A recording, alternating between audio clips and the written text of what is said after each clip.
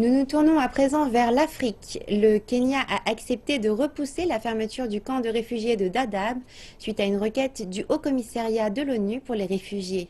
Le pays a également promis que le rapatriement des réfugiés somaliens se déroulerait avec dignité. Cette annonce fait suite aux allégations des organisations de défense des droits de l'homme qui accusent le Kenya d'user de coercition pour forcer les réfugiés à quitter le pays.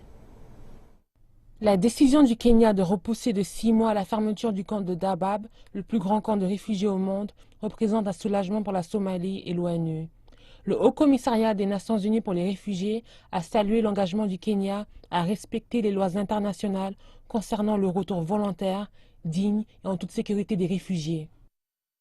Les habitants locaux et les autorités ont accueilli la nouvelle car la fermeture du complexe par le Kenya soulève depuis longtemps des inquiétudes.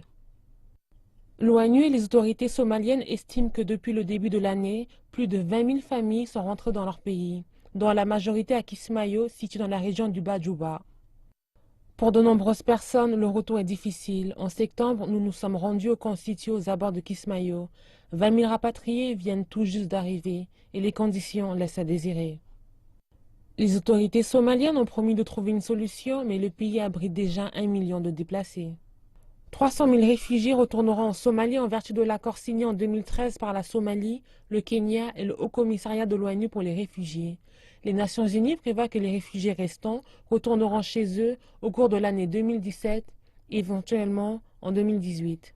L'ONU prévoit que les réfugiés restants retourneront chez eux au cours de l'année 2017, éventuellement en 2018.